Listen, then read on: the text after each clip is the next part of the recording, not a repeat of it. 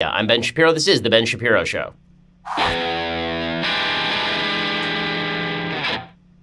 Okay, so I do want to get to everything Bush-related. I also want to get to Elizabeth Warren, who even the New York Times is now acknowledging sort of blew herself up at the behest of President Trump. But we begin today by talking a little bit about why you should probably be diversifying. Have you seen the stock market this week? It is not great. Okay, the stock market in the last 2 days has dumped about 1,500 points. So things are not going awesome in stock market world, and that's because things are pretty volatile right now. There's a lot of worry about trade wars. There's a lot of worry about the national debt. And that's why you should at least be diversified. You should have some of your money in precious metals. Can you afford another hit to your retirement like the last downturn when the S&P dropped 50%? Probably not, which is why you should at least have some of your money in precious metals. Trust the folks over at Birch Gold Group. They have thousands of satisfied customers, countless 5-star reviews, and A+ rating with the Better Business Bureau. It's the holidays. You get gifts for everyone, so get yourself a free gift, the gift of understanding how to diversify, by going over to birchgold.com/Ben. You get a free information kit on physical precious metals. See if diversifying into gold and silver makes some sense for you. Go check them out right now. It's a comprehensive 16-page kit showing how gold and silver can protect your savings and how you can legally move that IRA or 401k out of stocks and bonds and into a precious metals IRA if that is something that you are into. To get that no-cost, no-obligation kit, go to birchgold.com/Ben. That is birchgold.com/Ben. Go check them out right now, birchgold.com/Ben. Okay, yesterday was supposedly a moment of unity in Washington, D.C. We had all of the living ex-presidents at the National Cathedral to do a memorial service for George H.W. Bush. And it really was moving, particularly when people who were close to George H.W. Bush spoke. So when George W. Bush spoke, for example, it was incredibly moving. That, however, was not the main headline that came out, because that was never going to be the main headline that came out. Whenever there's a political gathering, let's face it. Okay, when there's a memorial like this, we all get together for 5 minutes and we pretend that we still have something in common. And it's just like a family reunion at Christmas or at Hanukkah or at Thanksgiving. You all get together and go, oh, remember, we're all family. And by halfway through the meal, everybody's throwing food at each other and trying to club each other with the empty bottle of Martinelli's. And that's basically how things are yesterday at the National Cathedral. The good part was everything that genuine friends and family of George H.W. Bush had to say. Here was George W. Bush talking about his father. Dad taught us that public service is noble and necessary, that one can serve with integrity and hold true to the important values like faith and family. He strongly believed that it was important to give back to the community and country in which one lived. He recognized that serving others enriched the giver's soul. To us, his was the brightest of 1,000 points of light. And George W. Bush talked movingly about his own relationship with his father, all of which was good and decent. And then John Meacham, who's a historian, got up and talked about how George H.W. Bush was a 20th century founding father. And here's what he had to say. George Herbert Walker Bush was America's last great soldier statesman, a 20th century founding father. He governed with virtues that most closely resemble those of Washington and of Adams, of TR and of FDR, of Truman and of Eisenhower, of men who believed in causes larger than themselves. Okay, well, the truth is that George H.W. Bush was not a visionary. Right? He lacked what they called the vision thing, and in 1992 it came back to bite him. He was much more of a technocrat, as we talked about yesterday on the program. He was much more of a guy who sort of handled his business. And if he'd been president between 1924 and 1928, for example, I think he would have made a fine president. His presidency between 1988 and 1992 was, to put it mildly, rather lackluster.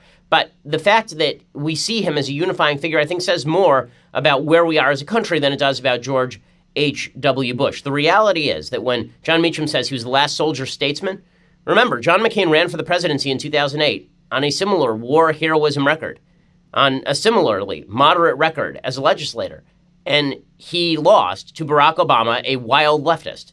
Okay, in 2012, a classy, middle-of-the-road guy who probably in temperament most resembled George H.W. Bush lost, again, to Barack Obama. In 1992, George H.W. Bush, that soldier statesman, lost to a probable rapist. Right? So George H.W., the American people decided they weren't interested in the soldier statesman model. And perhaps that's because we actually have had a breakdown in the social fabric. When you think about what George H.W. Bush represented. There's been a lot of talk about him representing higher ideals, but the truth is I think what he mostly represented is he reflected the fact that we used to have a commonality of interest. And look at the institutions to which George H.W. Bush belonged. He was a belonger to the military, obviously. He was a military hero. That was a unifying institution in American life. He was somebody who belonged to the upper crust of the Ivy League establishment. This was an institution in American life where a lot of people had common interests and common values. He was a member of a church, right? He was a church-going man. That was a unifying factor in his life. All of the sort of soft things in the background, all of these soft things in the background that allow us to be a country together, those are what have faded. And that's what we're really mourning when we mourn George H.W. Bush's legacy and his passing, is what exactly happened to that background. What happened to the social fabric that was always the background for the tapestry that was going to be the American story? That's what's missing.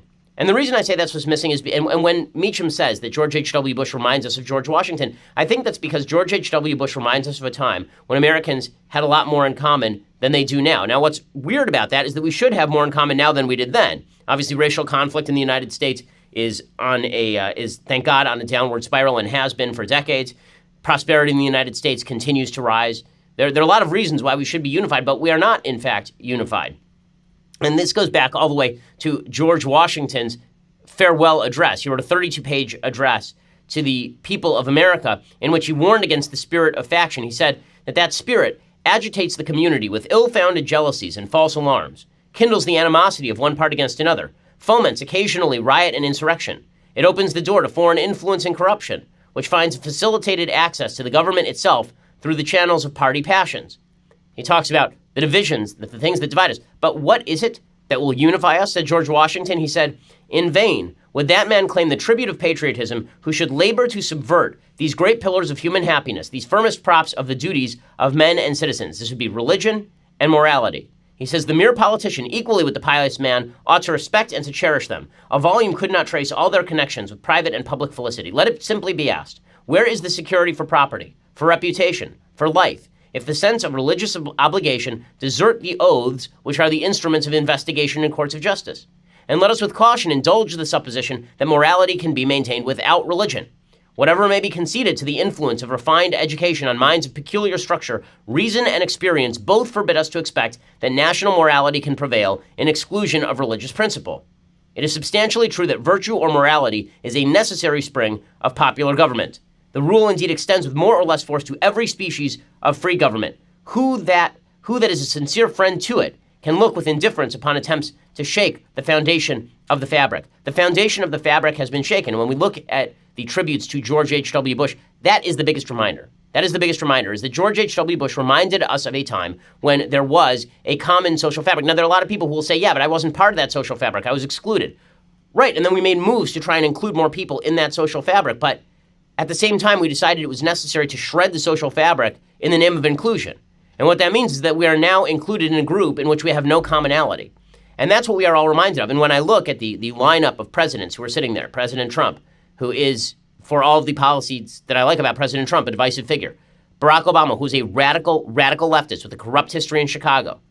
Bill Clinton, who is a corrupt politician through and through, and his wife Hillary Clinton, who ran for president, being a very corrupt politician.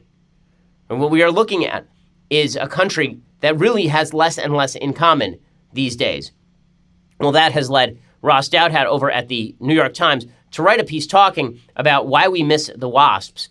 And what he's specifically talking about is what exactly is it about George H.W. Bush that we miss? What is his sensibility that we miss? He says, the nostalgia flowing since the passing of George H.W. Bush has many wellsprings. Admiration for the World War II generation and its dying breed of warrior politicians, the usual belated media affection for moderate Republicans, the contrast between the elder Bush's foreign policy successes and the failures of his son, and the contrast between any honorable politician and the current occupant of the Oval Office. But two of the more critical takes on Bush nostalgia got closer to the heart of what was being mourned in distant hindsight with his death. Writing in The Atlantic, Peter Beinart, who is just an awful human being, described the elder Bush as the last president deemed legitimate by both of our country's warring tribes before the age of presidential sex scandals, plurality winning and popular vote losing chief executives, and white resentment of the first black president. Also in The Atlantic, Franklin Foer described the subtext of Bush nostalgia as a fondness for a bygone institution known as the establishment, hardened in the cold of New England boarding schools, acculturated by the late-night rituals of skull and bones, sent off to the world with a sense of noblesse oblige. So Dowdhat says, I think you can usefully combine these takes and describe Bush nostalgia as a longing for something America used to have and doesn't really anymore. A ruling class that was widely, not universally, but more widely than today, deemed legitimate, and that inspired various kinds of trust, intergenerational, institutional, conspicuously absent in our society today. Put simply, Americans miss Bush because we miss the WASPs, because we feel at some level that their more meritocratic and diverse and secular successors rule us neither as wisely nor as well. Now, I have my disagreements with this, because if you look at the presidents who we've admired the most, people like Harry Truman, to take a particular example, he was a white Anglo-Saxon Protestant, but he was certainly not upper crust. And this feeling like this noblesse oblige feeling that Dowdhat is talking about, that this was our group of rulers and we were going to pick from among them, I think that has its discontents, and certainly it has its downsides as well. I think something else has happened. I don't think that we miss the ruling class. I think that we miss the idea that the ruling class in the United States, this sort of aristocratic caste at the top of society, that they actually still had a lot in common with us. What's weird is that as the people who we vote for become more like us, we seem to have less in common with the people we vote for. And I think that's just because, as a country, as a whole, we have less in common with the people around us. We don't know our neighbors. We don't spend any time with them. And we don't aspire to be a George H.W. Bush. We resent people who make a lot of money. We resent people who are at the top of the so-called meritocracy. I want to talk a little bit more about that in just a second. First, let's talk about something that you can do for yourself this holiday season to make yourself look like $1 million. And that is, you can get a watch that looks like that. Look at this watch. This is a really nice watch. How do I know it's a really nice watch? Because I wear it every day. It is a movement watch, mvmt.com. They've sold over 2 million watches worldwide, and you'll be sure to find the perfect holiday gift this season when you head over to mvmt.com. You know I'm all about supporting ground-up entrepreneurs who work hard for what they want, which is why I love Movement so much. They're a true success story. It makes wearing their products that much more meaningful. They came up and made a name for themselves in one of the most established markets in the world. They've reached exponential growth. And there's a reason for it. Their product is really good. And they're not going to give you watches that tell you 8 different time zones and try and measure how many steps you take today. Instead, they just tell you the time in a spare, minimalist, classy-looking package. Movement watches start at just $95. You're looking at $400 for the same quality from a traditional brand. Not only do I wear a Movement watch, so does my wife, so does my mom, so does my father. I've gotten them for a bunch of my friends as well. Movement has sold almost 2 million watches in over 160 countries. Right now, they have awesome gift boxes and packages for the holiday season. If you need help giving the perfect gift this Christmas, but you don't know where to start, the guys over at Movement Watches have your back. They've curated all your favorite styles into special gift boxes for you, so you can absolutely crush this holiday season without the added stress. Get 15% off today with free shipping and free returns by going to mvmt.com/Shapiro. Movement launching new styles on their site all the time. Go check them out. mvmt.com/Shapiro to get 15% off today with free shipping and free returns, and they have great holiday deals right now. mvmt.com/Shapiro. Join the movement. Go check them out right now. Okay, so Ross Douthat basically makes the claim that George H.W. Bush was beloved because we accepted our ruling caste more way back when. I don't think that's right. Again, I think it's that we had more in common with our ruling caste. That we thought, okay, one day if I work hard, I can be like those people because this is a free society and we share the same values. We have all the things in common that George Washington talked about in his farewell address. But we don't anymore. We don't anymore. Here's what Douthat writes in contravention of this idea. He says, if some of the elder Bush's mourners wish we still had a WASP establishment, their desire probably reflects a belated realization that certain of the old establishment's vices were inherent to any elite, that meritocracy creates its own forms of exclusion, and that the WASPs had virtues that their successors have failed to inherit or revive. Those virtues included a spirit of noblesse oblige and personal austerity and piety that went beyond the thank you notes and boat shoes and prep school chapel going, a spirit that trained the most privileged children for service, not just success, that sent men like Bush into combat alongside the sons of farmers and mechanics in the same way that it sent missionaries and diplomats abroad in the service of their churches and their countries. So he sort of chalks this up to WASP habits. What I would say is that these used to be much more universal values, and they also applied to the people who ruled the country. And now they're not universal values, and they apply to no one. And so our last several presidents have had significant moral failings, have real significant moral failings. And the one who's probably the best man among them, George W. Bush, was excoriated as warmonger by everybody else.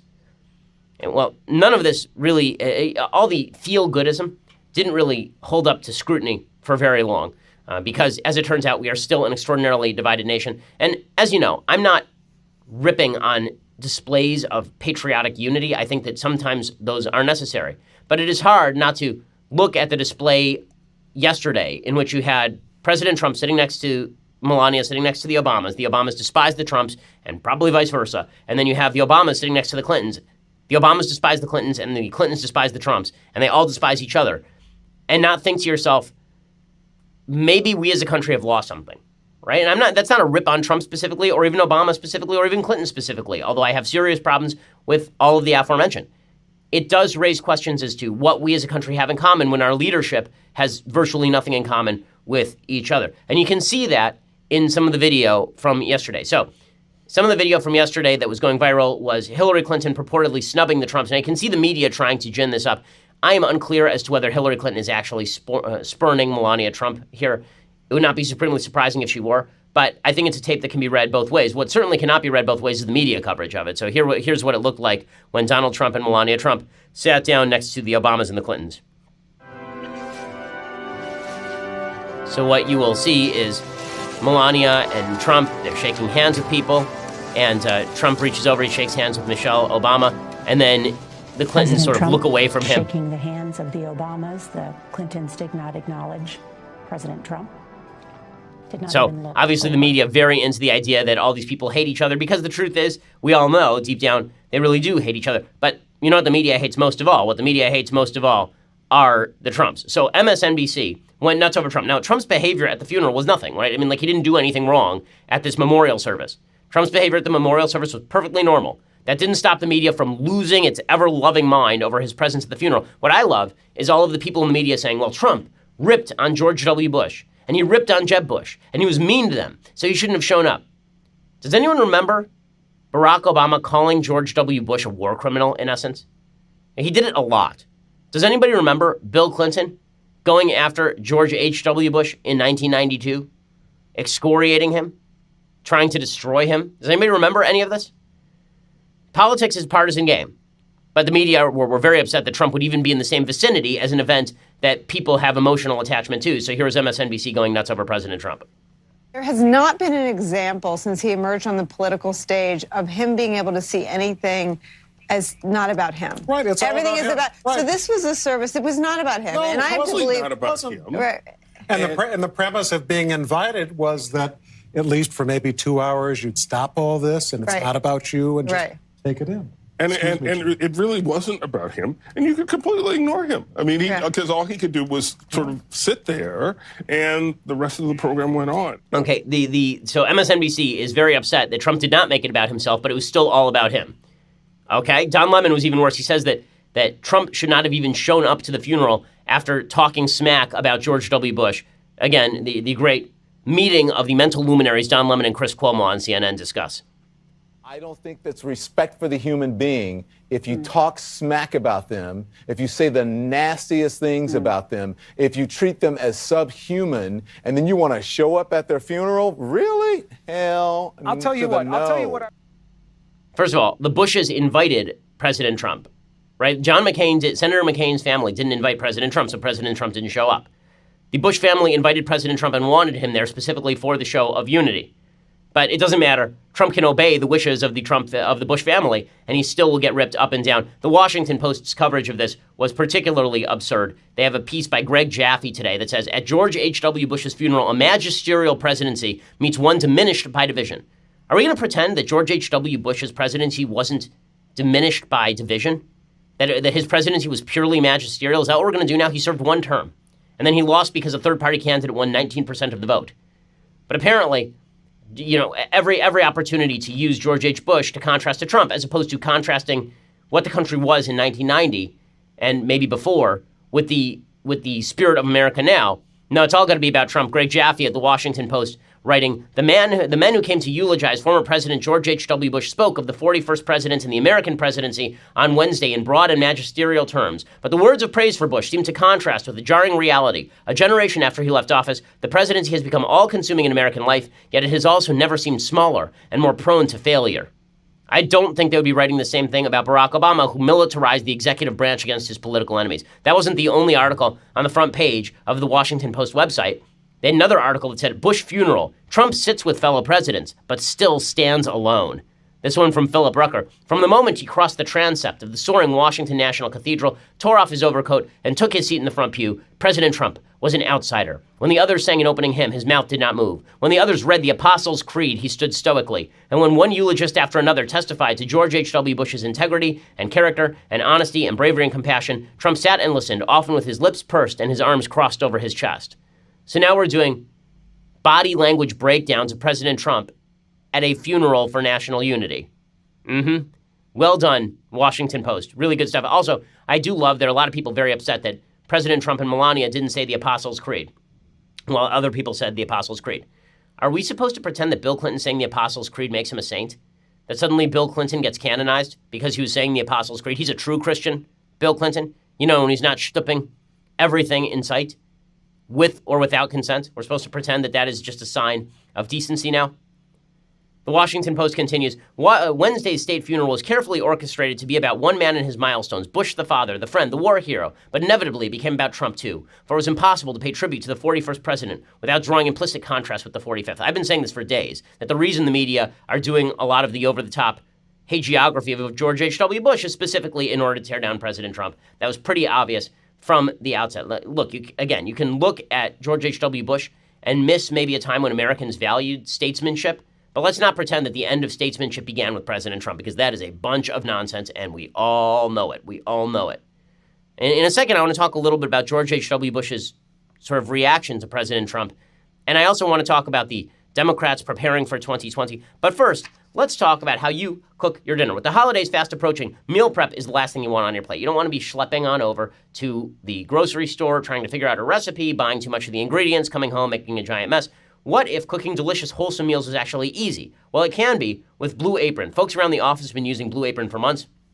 They say that it is fantastic. It's such a great idea. I mean, having these prepackaged meals essentially made for, you make them for yourself, right? All the ingredients come prepackaged, the freshest ingredients, the best ingredients, and the best recipes, and you're cooking like a gourmet in your own home. It's pretty amazing. Blue Apron really gives everyone a better way to cook. They take the chore out of meal prep, and they give you creative and mouth-watering options that fit your taste. Check out this week's menu. Get your first 3 meals for free at blueapron.com/Shapiro. These are meals we're sharing on social media in as little as 20 minutes. It's blueapron.com/Shapiro. I'm looking at some of these meals right now. This is the stuff you could be making. Seared steaks and loaded mashed potatoes, panko-crusted chicken and maple dipping sauce, creamy saffron risotto. I mean, this is solid stuff, and you could be making this in your own home yourself, like a gourmet. Blueapron.com/Shapiro to get your first 3 meals for free. Blue Apron is indeed a better way to cook. Go check them out right now. Okay, so while all this mourning for George H.W. Bush goes on, and while we contrast the era of George H.W. Bush and maybe the social fabric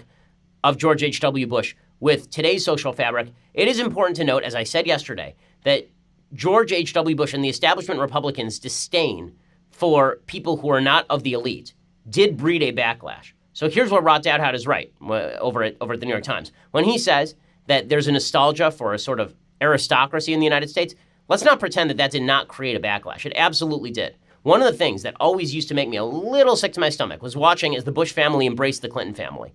I never understood it. It made no sense to me. These were not people who shared values. These were not people who shared a vision for the country. And if they embraced each other because they felt that they had something else in common, I'm wondering what exactly that was. I always felt like, a fan of the Boston Red Sox and the New York Yankees, and then you find, and you're rooting for your team to beat the other team, and then you find out that the players in the offseason are best friends and go fishing together, and you think to yourself, wait a second, aren't they supposed to, be fighting against each other?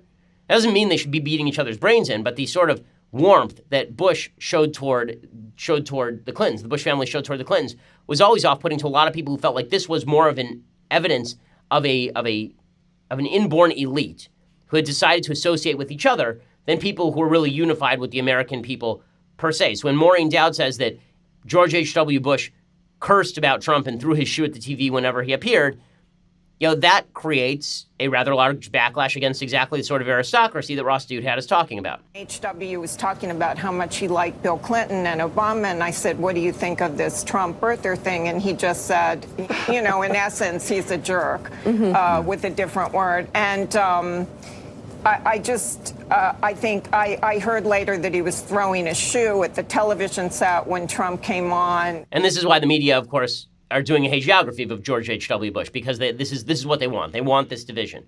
Now, again, we are going to have to rebuild the social fabric from the ground up, but that's not going to happen anytime soon, not with the politics that we currently have. The latest evidence of this comes courtesy of Elizabeth Warren. So this is just too funny. Do you remember a few weeks back, this is, I think, mid-October, Elizabeth Warren decided that it was imperative that she release a DNA test demonstrating her Native American bona fides, because many people had said, lady, you are whiter than the backside of this sheet of paper right here. I mean, you are as white as the driven snow. And Elizabeth Warren said, no, I have high cheekbones. I'm Native American. And then she went and she got like a genetic test, a DNA test, and it turned out she was maybe 1,024th Native American. And the media celebrated this. We read the headlines at the time. The media said, she has been vindicated. She's a Native American. How dare you question her ancestry? Well, the rest of us were like, that's not what the test showed. And also, what? Well, now it turns out that we won the argument, right? Those of us who actually have any tenuous relationship with reality, we won this particular argument, because now the New York Times is reporting that one-time Democratic 2020 presidential frontrunner, Senator Elizabeth Warren, has fallen on hard times politically. Why? Because of that DNA test. So Trump trolled her into taking a DNA test, and now she's got problems. Quote from the New York Times, nearly 2 months after Ms. Warren released the test results and drew hostile reactions from prominent tribal leaders, the lingering cloud over her likely presidential campaign has only darkened. Conservatives have continued to ridicule her. More worrisome to supporters of Ms. Warren's presidential ambitions, she has yet to allay criticism from grassroots progressive groups, liberal political operatives, and other potential 2020 allies who complain that she put too much emphasis on the controversial field of racial science and in doing so played into Mr. Trump's hands. So she tried to break into the intersectional group by releasing a DNA test, and everybody's like, "No, lady, you're white, not allowed." So it's really fun to watch all of these upper crust white candidates try to break into the intersectional battleground that the Democratic Party has become. On the one end, you have somebody like Kirsten Gillibrand, another rich white lady, who tweets out, "Our future is female intersectional, powered by our belief in one another, and we're just getting started." As my friend and business partner Jeremy Boring says, I'm not sure why she's allowed to assume the gender of the future. That seems transphobic. But in any case, Warren went even further. In an attempt to prove she could compete with all the other minority candidates, she didn't just pay tribute to intersectionality. She tried to become part of the intersectional coalition, and she looked really bad doing it. And now the New York Times is recognizing this. So how's the Democratic Party breaking down for 2020? Well, they've got the intersectional radicals, then they've got the establishmentarians, and then they have the Bernie Sanders radicals. And this means that if you had to name the people who are the top candidates right now, it would be from the establishment, Joe Biden, from the intersectional side, Kamala Harris, and from the Sanders bro flavor of the month, that'd be Beto O'Rourke. So those would be your top three candidates if you had to handicap this race right now. All three of them are increasingly radical, and Elizabeth Warren was not radical enough. She tried to break from the Sanders bro area of the Democratic Party into the intersectional area of the party, and she failed dramatically because, as it turns out, there are serious gaps between these three sections of the party if you are a Democrat. And these gaps are only going to get larger as the Democratic Party becomes more and more radical on a wide variety of issues. Take, for example, the issue of intersectionality. So intersectionality now demands that we ignore anti-Semitism in favor of more put upon intersectional groups, right? We've talked about this in the past. That intersectionality, for those who don't know, is a theory that says that everybody's experience is defined by their group identity. So if you're a black person, you have a different experience in America than a white person. If you're a black woman, you're a member of two intersectional groups, and those overlapping experiences, those intersecting experiences define your life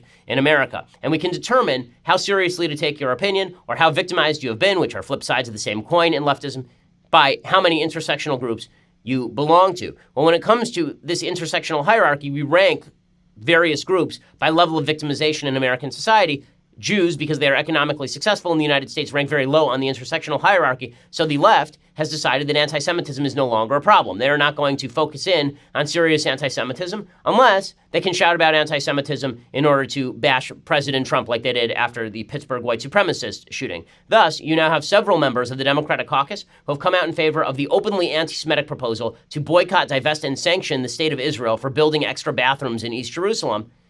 And they're still willing to hobnob with folks like Mark Lamont Hill. Mark Lamont Hill recently fired from CNN after going to the UN and shouting the Hamas slogan, "From the river to the sea, Palestine shall be free." Well, it turns out that just a few months ago, nobody cared about this, back a few months ago, September 2018, Mark Lamont Hill suggested that the Jews were poisoning the water of the Palestinians. Okay, that's called the blood libel. For those who don't know any Jewish history, okay, back during the Crusades, there were suggestions, lies, back in the 11th and 12th centuries, there were lies that Jews had been poisoning the wells of Christians in order to kill them. Okay, and this was called the blood libel, because then this would result in pogroms. Here is Mark Lamont Hill engaging in an actual blood libel, and nobody cared at all. And in the Democratic Party, this guy is still considered, an intellectual of sorts. How can you romanticize nonviolence when you have a state that is at all moments waging war against you, against your bodies, poisoning your water, limiting your access to water, locking up your children, killing you? We can't romanticize resistance. Poisoning your water. Yes, he gets away with that.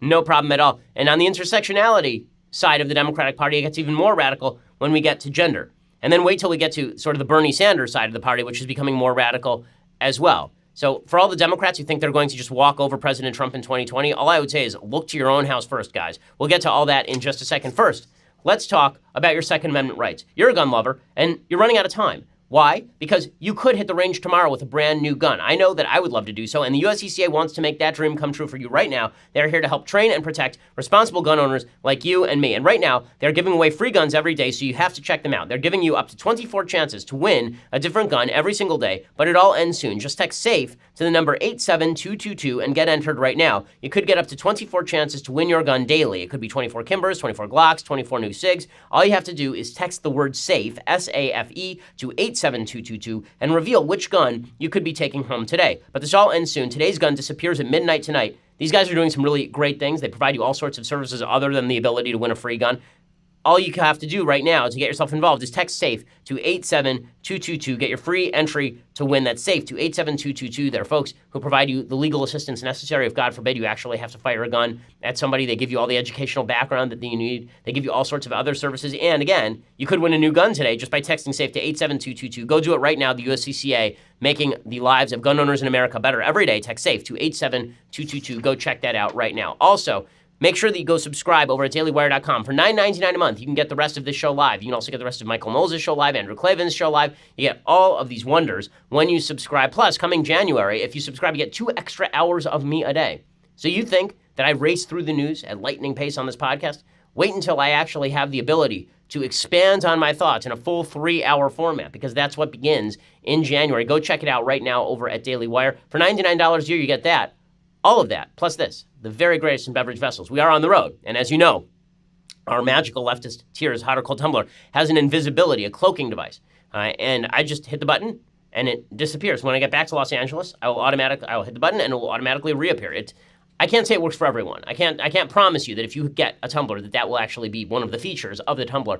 I can say that it may or may not be true. In any case, go check that out. You get all of those things, and subscribe over at YouTube or iTunes. Leave us a review. We really appreciate it. We were one of the top 10 downloaded podcasts in America, according to iTunes, for the year 2018. Thank you so much for doing that for us. Tell all your friends to subscribe so we can continue that growth trajectory leading up to 2020. Go check us out right now. We are the largest, fastest growing conservative podcast in the nation.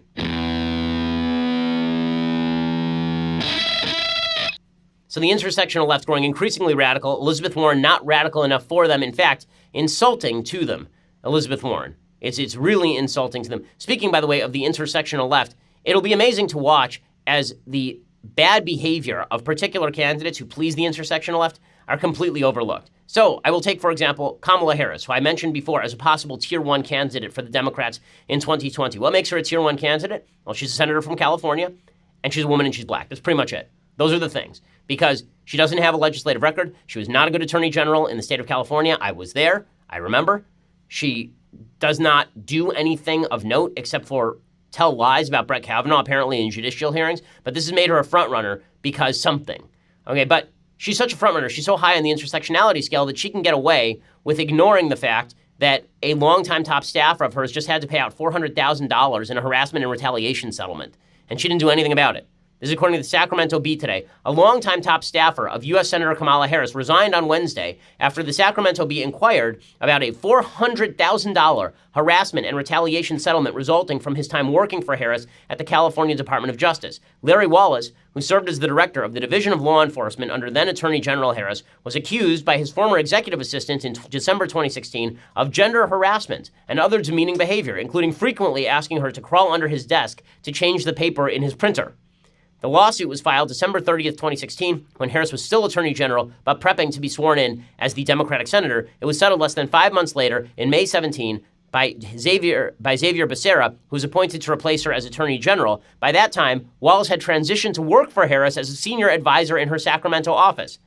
We were unaware of this issue and take accusations of harassment extremely seriously. This evening, Mr. Wallace offered his resignation to the senator, and she accepted it. Harris spokeswoman Lily Adams wrote in an email. I love this. Harris, who said she will decide over the holidays whether to run for president in 2020, has been a prominent figure in the Me Too movement. So in other words, she knew this for years, and she didn't care for years until the Sacramento Bee asked her about it. How do we know she didn't care? Because she brought him along when she moved to the senator's office. Right, so sexual harassment, don't worry. They'll cover up for Kamala Harris. There's no way they're going to let Kamala Harris go down on something like this. The same thing is true of folks on the left who are, it's not just her. There's a story out of New Jersey today that's astonishing about the New Jersey governor, Governor Murphy. Well, Governor Murphy is a new Democratic hero, Governor Murphy, but it's okay, because he's a Democratic hero, for him to have overlooked allegations of sexual assault in his administration. This is according to Andrew Seidman over at the Philadelphia Inquirer. An official in the Murphy administration described in harrowing terms Tuesday how high-ranking members of Governor Murphy's campaign and staff, including the governor himself, failed to act when she tried to alert them about a campaign aide who she says raped her. I had access to people in the highest positions of power in the state of New Jersey. Katie Brennan, chief of staff for the state's housing agency, testified during a legislative hearing. At each turn, my pleas for help went unanswered. Somehow, it wasn't a priority to address my sexual assault and working with my rapist until it impacted them. So she testified about all of this. This is the first major scandal for Governor Murphy. But is it going to take him down? Of course not. Of course it's not going to take him down. He's a Democrat. Let's not be silly. Okay, the current senator from the state of New Jersey was embroiled in sexual allegations about underage prostitutes in Puerto Rico and is still, or in the Dominican Republic rather, and is still doing just fine. Right, so New Jersey Governor Phil Murphy will survive all of this and continue to be a Democratic star because Democratic priorities trump all else. So the intersectional nonsense that the Democratic Party continues to embrace will continue to unfold before us in real time, ignoring all of the downsides. Speaking of intersectional nonsense today, the American Association of University Professors, which is this highfalutin group of university professors, they've decided that there are not two sexes. They're no longer two sexes. So intersectionality picking up steam as we go on. It's not just intersectional wings of the Democratic Party that are moving far to the left. It is the economic wings of the Democratic Party that are also moving increasingly far to the left. Their latest bugaboo, the thing that they are going to use to scare everybody into giving them control of the economy, is, of course, global warming. Global warming, they've decided that now global warming, they can come out of the closet now. Global warming is going to be the tool that they use for global redistributionism. Despite the fact, by the way, that the United States is the #1 carbon emissions reducer this year on planet Earth, and the fact that global carbon emissions continue to increase thanks to countries that are signatories to the Paris Accords.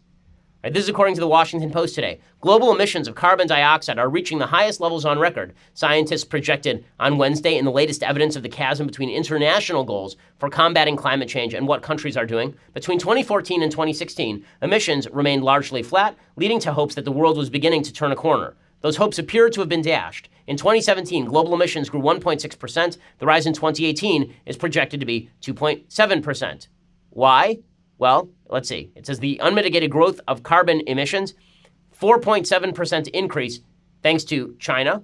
The United States basically kept level with its prior increases. EU dropped. India increased by 6.3%. The expected increase is being driven by a nearly 5% growth of emissions in China and more than 6% in India. As nations continue climate talks in Poland, the message of Wednesday's report was unambiguous. When it comes to promises to begin cutting greenhouse gas emissions that fuel climate change, the world is well off target. But this makes Democrats happy because this gives them an excuse, the Bernie bros, it gives them an excuse to push for vast redistribution of wealth. And of course, the person leading that charge in terms of vast distribution of wealth, Alexandria Ocasio-Cortez. Now, again, I don't mean to pick on Alexandria Ocasio-Cortez. She just says dumb stuff a lot. It is also true that if were Alexandria Ocasio-Cortez an actual presidential candidate, there's a good shot that she would wipe out everybody else in the Democratic Party in the primaries. I kid you not. A first-term congressperson. She could easily, I mean, Barack Obama was in Congress for 5 seconds before he ran for president. If Alexandria Ocasio-Cortez were to run for president, I mean, she can't. She's ineligible. She's too young. If she were old enough to run for president, she would do serious damage on the Democratic side because she spans two of the groups. So again, there are three groups in the Democratic Party: the establishment, the Bernie bros, and the intersectional group. She spans the intersectional group and the Bernie bros. And she knows how to pay homage to the establishment group. You have to have two of those groups in order to win a primary. There are very few of these candidates who do. Well, Alexandria Ocasio-Cortez, using the climate change issue as a baton to wield against the United States economy, here she is explaining that climate change is going to establish economic justice across the world, meaning redistributionism. It's not just possible that we will create jobs and economic activity by transitioning to renewable energy, but it's inevitable that we are going to create jobs. It's inevitable that we're going to create industry. And it's inevitable that we can use the transition to 100% renewable energy as the vehicle to truly deliver and establish economic, social, and racial justice in the United States of America. I mean, that is sheer nonsense what she is saying there. She's saying basically that if you cram down enormous amounts of regulation and destroy the carbon basis for the economy, which is particularly effective for poor people, that this will somehow establish economic and racial justice. Really, they're trying that in France right now. You know what it resulted in? Massive riots in the streets and the government of France backing off their own carbon tax. So no, none of that is true, but she's saying the stuff that is necessary inside the Democratic Party. So the great hope for the Republicans is not that President Trump somehow pulls a rabbit out of the hat again in 2020. The great hope for the Republicans is that the divisions in the Democratic Party continue to widen, the divisions between the intersectional side and the progressive side, and that both of those sides continue to double down on the stupid, that both of those sides continue to grow more and more radical, that the intersectional politics of the left causes them to savage each other, which intersectionality inherently does, and that the progressive side, the Bernie Sanders side, continues to embrace more and more socialistic policies, including massive crackdowns on the U.S. economy. It was amazing. Bernie Sanders was tweeting out the other day that Europe has gotten their emissions under control. Why can't we do the same? Okay, so what carbon tax rate would Bernie Sanders prefer? It's always amazing. You never hear anybody on the left actually talk about the tax rates in Europe, which are exorbitant. We talked about it the other day. The tax on diesel fuel in France is 60%. The tax on unleaded gas in France is over 60%. There's not a country in the EU that has taxes on unleaded fuel below 50%. You think that'll work out well? You try that in the United States? It's real easy for all these folks to say this when we are the biggest booming economy in the history of the world. What happens when the United States economy drops? Do you think that Europe's going to be able to continue to grow economically if the U.S. destroys its own economy on the shoals of this environmental redistributionist nonsense? Of course not. Of course not. But Democrats will continue to promote it because they have lied to their base about the impacts of all of their proposed policies. Now, speaking of liars, this is an amazing story. Lena Dunham, who's the creator of Girls and just an awful person, she claimed she had inside information in November 2017 exonerating a writer named Murray Miller from claims by actress Aurora Perrineau that he had sexually assaulted her in 2012 when she was 17. Well, it turns out that she lied.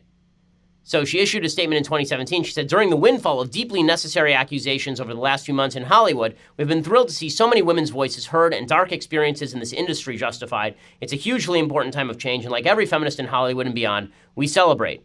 We believe, having worked closely with Murray Miller, that he has been the wrong target. While our first instinct is to listen to every woman's story, our insider knowledge of Murray's situation makes us confident that, sadly, this accusation is one of the 3% of assault cases that are misreported every year. But on Wednesday, writing in The Hollywood Reporter, Lena Dunham offered an apology to Perrineau, beginning by celebrating the past year for unprecedented dialogue about issues like wage equality and systematic bias, and most notably sexually assault and harassment. But then she got to the issue. She said, so many of us have spent such a long time hiding our trauma. At least I know I had. And I walked around feeling like such a victim. And she talked about how tough she's had it. She says, I never stopped, much less stopped to consider that I might be capable of traumatizing somebody too. And so I made a terrible mistake. When someone I knew, someone I had loved as a brother, was accused, I did something inexcusable. I publicly spoke up in his defense. There are a few acts I could ever regret more in this life. I did not have the insider information I claimed, but rather blind faith in a story that kept slipping and changing and revealed itself to mean nothing at all. So Lena Dunham lied about having insider information exonerating a friend of hers in the Me Too movement, which again goes to show you that so many of these movements can be easily politicized for personal gain. It is astonishing. It is astonishing. Okay, in just a second, let's get some things I like and then some things I hate. So let's do a thing that I like. The thing that I like today, So I had a plane ride yesterday. The thing that I hate is that this plane ride had no internet, but you were able to at least download the United app, and that meant that you could watch a certain number of movies. While I'd seen a lot of the movies that were there, I had not seen Borg versus McEnroe. I am a tennis fan, and this movie is really quite good. Shia LaBeouf basically plays Shia LaBeouf, actual cannibal Shia LaBeouf. He actually plays Shia LaBeouf, and he stars as John McEnroe and a guy whose name I'm going to mispronounce dramatically here, Sverre Gudnason. Not even close. He plays Bjorn Borg. The movie is really first rate. Here's a little bit of the trailer.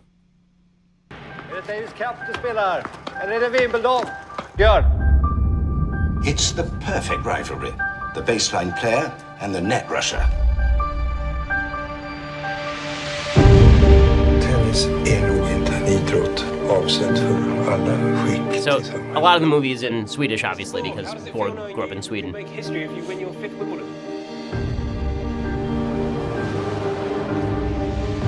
No special feelings. Just funny, bro. The only thing standing between Borg and that record is you.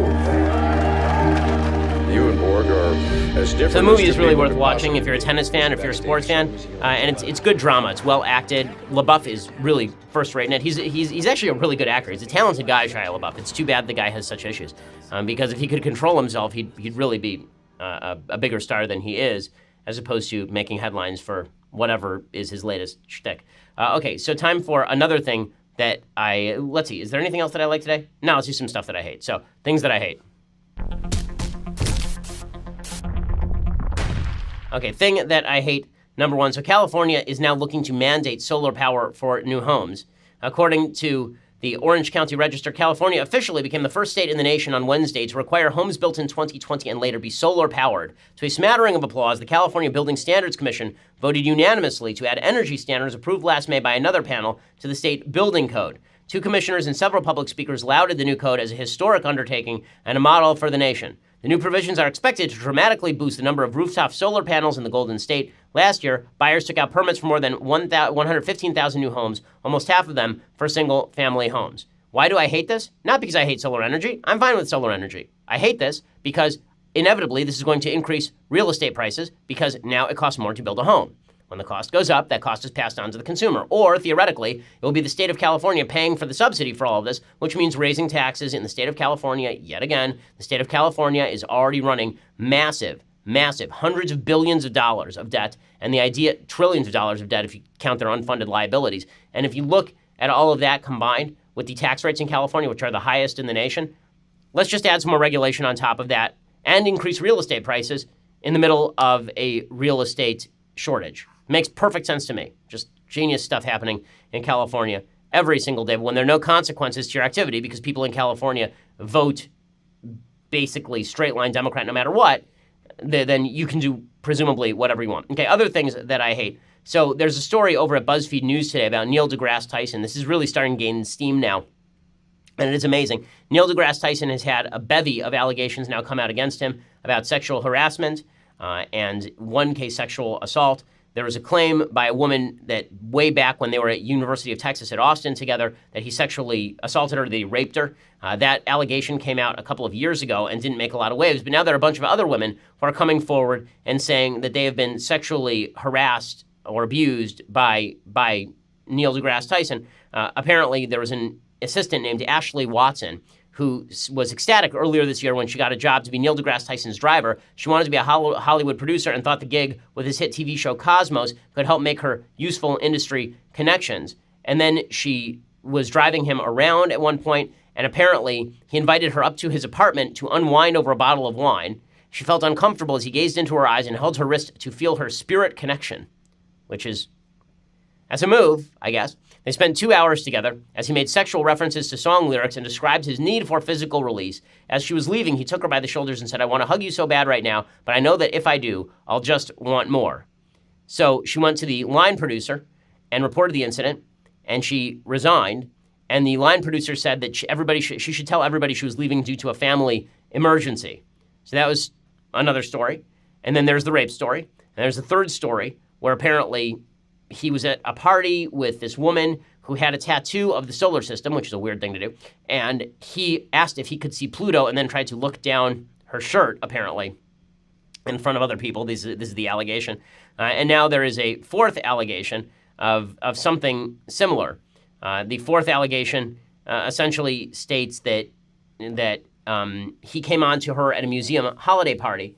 She says that they were at this museum holiday party and he started hitting on her and he tried to touch her or something. In any case, none of this is great stuff for Neil deGrasse Tyson. And it just shows you that powerful men in positions of power, they really have to, number one, they should be careful. Number two, they should be moral. And number three, depending on which side of the political aisle you're on, you can survive any amount of this. So, again, if this had been a claim that was made about anybody on the right, I highly doubt that everybody would have been treating the claims with quite such skepticism, considering how they treated unverified and unverifiable claims against Brett Kavanaugh. So that's that. All right, so we will be back here tomorrow. We'll be back in our normal studios. We will have reactivated our Leftist Tears Hot or Cold Tumbler, so you'll be able to physically see it. But until then, keep your head down. Have a nice day, and we'll see you here tomorrow. I'm Ben Shapiro. This is The Ben Shapiro Show. The Ben Shapiro Show is produced by Senya Villarreal, executive producer Jeremy Boring, senior producer Jonathan Hay. Our supervising producer is Mathis Glover, and our technical producer is Austin Stevens. Edited by Alex Zingaro. Audio is mixed by Mike Caramina. Hair and makeup is by Jesua Alvera. The Ben Shapiro Show is a Daily Wire